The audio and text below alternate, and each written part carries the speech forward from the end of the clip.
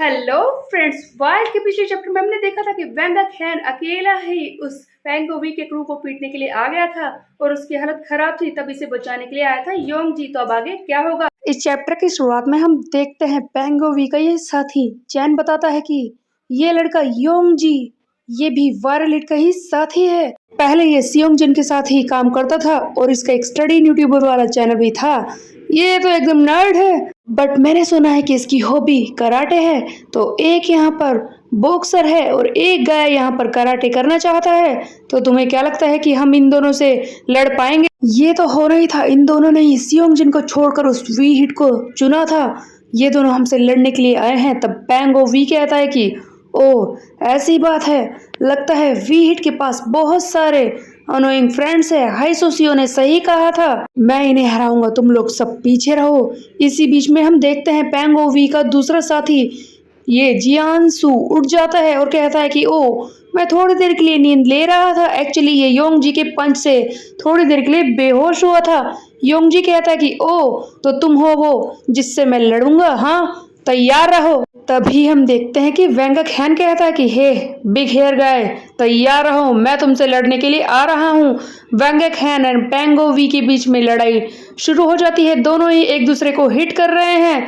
उधर हम देखते हैं कि ये योंगजी एंड पैंगो वी का दूसरा साथी जियानसू भी लड़ना शुरू कर देते हैं। दोनों ही एक दूसरे की पावर एक दूसरे को दिखा रहे हैं। दोनों ही एक दूसरे को बुरी तरह से हिट भी कर रहे हैं। योंगजी इससे फाइट करने की कोशिश कर रहा है। मन में ये सोच रहा था कि देखने में तो ये काफी कमजोर सा लग रहा था, बट ये गाय तो काफी स्ट्रॉन्ग है। आखिरकार ये लड़का है कौन? तभी जियानसू का फ्लैशबैक दिखाया जाता है, इसका पास्ट। हम देखते हैं ये वो वक्त है जब पैंगो वी अपनी क्रू को बचाने के लिए भाग रहा था चाइनीज गैंग से। तभी इन्हें ये लड़की मिलती है जो बताती है कि इन लोगों ने मुझे जबरदस्ती पकड़ के रखा है और ये मुझसे काम कराता है, मुझे मारते हैं बुरी तरह से। और इसीलिए पैंगो वी इस लड़की को भी बाद में अपने साथ लेकर गया था। पैंगो वी लड़की से कहता है कि ठीक है, वहां पर बताओ कितने लोग हैं।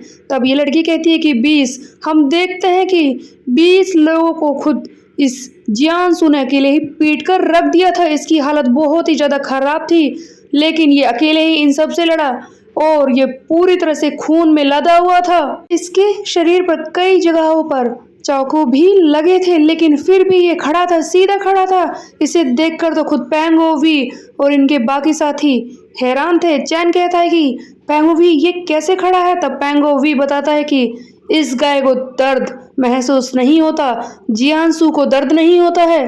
तो क्या सचमुच ये जियानसू इतना ज्यादा स्ट्रॉन्ग है कि इसे दर्द महसूस नहीं होता? यहाँ पर हम देखते हैं कि ये योंगजी को बुरी तरह से पीट रहा है, इसकी हालत खराब करने की कोशिश कर रहा है, एक के बाद एक पंचिस इस पर थ्रो कर रहा था।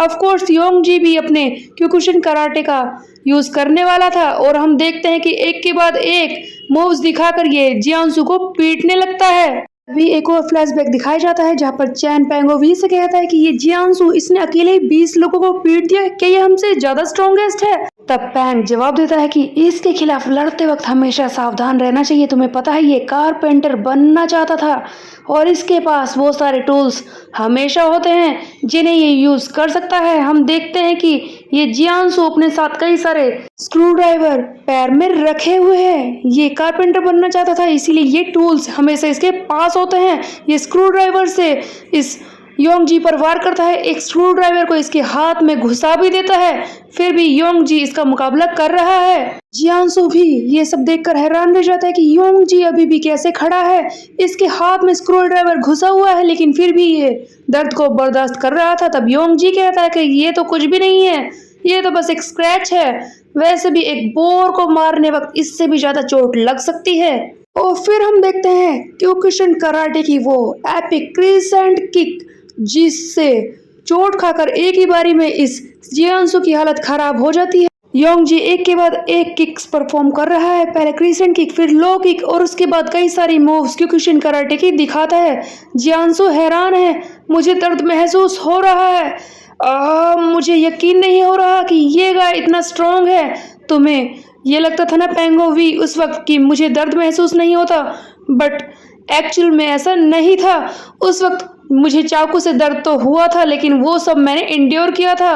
मैंने उसे बर्दाश्त किया अपनी गैंग के लिए, अपने दोस्तों के लिए। लेकिन ये गाय, ये तो कुछ और ही है। मैं समझ गया हूँ कि मेरा ओपोनेंट मुझसे बहुत ही ज़्यादा स्ट्रॉन्गर है, इससे मैं जीत नहीं पाऊंगा। ये गाय बहुत ही ज़्यादा स्ट्रॉन्ग होने के अलावा कुछ और भी है। सचमुच इसे दर्द बर्दाश्त करने की आदत है। ये गाय, जब भी मैं इसे पीट रहा था, ये उसे एंजॉय कर रहा था। जो तुम मेरे बारे में कह रहे थे पेंगोवी, एक्चुअल में वो ये गाय है जिसे दर्द बर्दाश्त हो जाता है, जिसे ये एंजॉय करता है। तो बेसिकली ये जियांसु कहना चाहता है कि योंग जी वो इंसान है जो दर्द को सचमुच बर्दाश्त कर सकता है, वो इसे एंजॉय करता है। और योंग जी ने फाइनली इस जियांसु को बुरी तरह से पीट कर रख दिया है। उसके बाद हम देखते हैं दूसरी फाइट, जहां पर ये वैंगक हैन एंड पेंगोवी लड़ना शुरू कर देते हैं। एक के बाद एक अपने पंचिस को, अपनी किक्स को दिखा रहे थे। पैंग वेंगक से कहता है कि कम ऑन मैन, मैं आइकार्डो करता हूँ और तू बॉक्सिंग करता है, तुझे लगता है कि तेरा मेरे खिलाफ कोई चांस है? हाँ। तब इस पेंगोवी के दिमाग में चल रहा था कि ये गाय तो पहले से ही थका हुआ है, मुझे बस इसे गुस्सा दिलाना है ताकि मैं इसे हरा सकूं। हम देखते हैं ये वेंगो को उकसाने के लिए गंदी गंदी बातें बोलने लगता है। कहता है कि क्या तुझे पसंद आई वो चीजें जो मैंने भेजी थी? रूमी के साथ मैंने काफी इंजॉय किया, कैसा लगा तुझे उन्हें देखकर? हाँ। यहाँ पर पेंगोवी का प्लान यही था कि ये वेंगक के गुस्से को और भी ज्यादा बढ़ा देगा ताकि ये फालतू में अपनी एनर्जी को वेस्ट कर दे, लेकिन ऐसा कुछ भी नहीं हुआ। हम देखते हैं कि उल्टा ही असर हो जाता है। पेंगोवी भी इस बात से हैरान है कि वेंगक हैन इस पर और भी रैपिडली अटैक करने लगता है, और भी ज़्यादा खतरनाक हो जाता है, जिस पर पेंगोवी हैरान हो जाता है कि हाँ ये कैसे हो सकता है, मैंने तो इसे गुस्सा दिलाया था लेकिन फिर भी इसे कुछ फर्क नहीं पड़ा। बट वेंगक के दिमाग में तो रूमी ही घूम रही है और कुछ उसे सुनाई भी नहीं दे रहा। तब वेंगक कहता है कि ऑफ कोर्स तुझे वो सारी फोटोज बनाने में काफी ज्यादा मजा आया होगा, क्योंकि तुझे पता है वो काफी ज्यादा प्रिटी है। खुद मैंने अपने हाथों से उसकी कई सारी इतनी सुंदर फोटोज ली हैं। तुझे क्या लगता है वो सचमुच बहुत ही प्रिटी है? यू उधर पेंगोवी हैरान है कि ऐसा कैसे हो सकता है, इसे बिल्कुल भी गुस्सा नहीं आया, मैं तो इसे उकसाने की कोशिश कर रहा था। तभी हम देखते हैं वो आदमी जो नकली सियोंगजन होने को प्रिटेंड कर रहा था, वो चिल्लाता है कि दरवाजा खोलो, दरवाजा खोलो, तुमने मुझे अंदर बंद क्यों किया है? इसका असली नाम है रियोस्यूक। हम देखते हैं कि पेंगोवी के बाकी साथी, वो लड़की और वो चैन बाहर खड़े हैं जिन्होंने इसे बंद किया है। पेंगोवी ने ही इसे अंदर बंद करने के लिए कहा था। तब ये लड़की स्यू कहती है कि क्या वो लोग यहाँ पर आ रहे हैं, बताओ उनकी क्या प्रोग्रेस है, वो कितने वक्त में यहाँ पर आ जाएंगे? तब चैन कहता है ऑफ कोर्स हमेशा की तरह ही चीजें सही हो रही हैं, तुम चिंता मत करो, वो जल्दी ही यहाँ पर आ जाएंगे। उधर हम देखते हैं वेंगक हैन और पेंगोवी बुरी तरह से लड़ रहे हैं। यहाँ पर वेंगक पूरी तरह से पेंगोवी को डोज कर रहा है, ये एक एक करके इस पर रैपिडली अटैक कर रहा है। तब पेंग कहता है कि मुझे यकीन नहीं हो रहा कि ये इतना स्ट्रॉन्गेस्ट है, इसके अटैक्स भी मुझे दिखाई नहीं दे रहे। ये रैपिडली मेरे फेस पर पंच को थ्रो क्यों कर रहा है? मैं सही से इसके अटैक देख नहीं पा रहा हूँ, इसका मतलब इसका एम कुछ और ही है। हम देखते हैं वेंगक हैन इसके पेट में बुरी तरह से पंचेस को थ्रो करने लगता है। यहाँ पर ये पेंगोवी चिल्लाता है मैं इन्हें देख नहीं पाया, यही तो इसका प्लान था, ये जानबूझकर मेरी आई साइट को ब्लॉक कर रहा था। वेंगक एक मिनट के लिए तो इसकी हालत को देखकर बहुत ही ज्यादा खुश हो जाता है, लेकिन तभी हम देखते हैं एक और सरप्राइज इसे मिलता है, जब पेंगोवी कहता है कि ओह मुझे याद नहीं रहा एक इम्पोर्टेंट चीज जो मैंने सीखी थी, मैं तो तुझे बिना देखे ही हराने के लिए लग गया, लेकिन मैं भूल गया था कि तुझसे लड़ने का ये सही तरीका नहीं है, तो क्यों ना एक बार फिर से दोबारा से फाइट शुरू हो जाए। तो तू तैयार है मुझसे लड़ने के लिए? हम देखते हैं पेंगोवी इससे फिर से लड़ने के लिए कह रहा है। वेंगक हैरान है कि अब ये क्या करना चाहता है।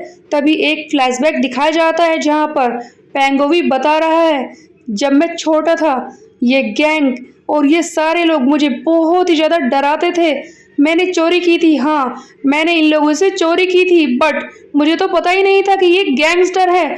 उन्होंने मुझे बुरी तरह से पीटना शुरू कर दिया था, मुझे यकीन हुआ कि मैं कितना कमज़ोर हूँ, कितना बेचारा हूँ, लेकिन उस दिन मेरे साथ कुछ ऐसा हुआ, मैंने असली पावर को देखा। वो आदमी जो कहीं से आ गया था उसने उन सारे गैंगस्टर को बुरी तरह से पीट कर रख दिया था। वो सचमुच एक पावरफुल मैन था जिसने मेरे सामने स्ट्रॉन्गेस्ट मार्शल आर्ट को परफॉर्म किया था। मुझे उससे वो सीखनी थी, किसी भी तरह से सीखनी थी। सो बेसिकली पैंगो भी एक वीक सा बच्चा था जो चोरी किया करता था, लेकिन उसी के चलते उसे एक ऐसा इंसान मिल गया, एक स्ट्रॉन्गेस्ट इंसान जिससे कि वो बहुत ही अच्छी मार्शल आर्ट सीख सकता था। इसने उसे अपना टीचर बना लिया। छोटा पैंग अपने उस टीचर से कहता है कि मैंने तुम्हारी मदद की है यहाँ पर छुपने के लिए, तुम्हें मुझे आइकाइडो सिखाना ही होगा। तब वो टीचर कहता है कि तुम स्ट्रॉन्ग क्यों बनना चाहते हो। तब पैंग ने कहा था कि वो खुद को प्रोटेक्ट करना चाहता है और इसीलिए हम देखते हैं कि वो टीचर पैंग को आइकाइडो सिखाना शुरू कर देता है। तब वो टीचर कहता है कि आइकाइडो का सबसे पहला रूल यही है, खुद को दूसरों के पंचिस से बचाओ, अपने ओपोनेंट्स की मूव्स को देखो। यही तो पहला फंडामेंटल रूल है आइकाइडो में। एक ऐसी मार्शल आर्ट जहाँ पर हमें अपने ओपोनेंट के हिसाब से रिएक्शन देना होता है। यहाँ पर ये मार्शल आर्ट काफ़ी एग्रेसिव तो नहीं है, लेकिन ये उतनी ही स्ट्रॉन्ग भी है। चाहे तुम सामने से खुद अटैक ना करो, लेकिन जब एक बार अटैक हो जाए तो तुम्हारा ओपोनेंट समझ नहीं पाएगा कि तुमने उसे किस तरह से रिएक्शन दिया है, किस तरह से उसे रोका है।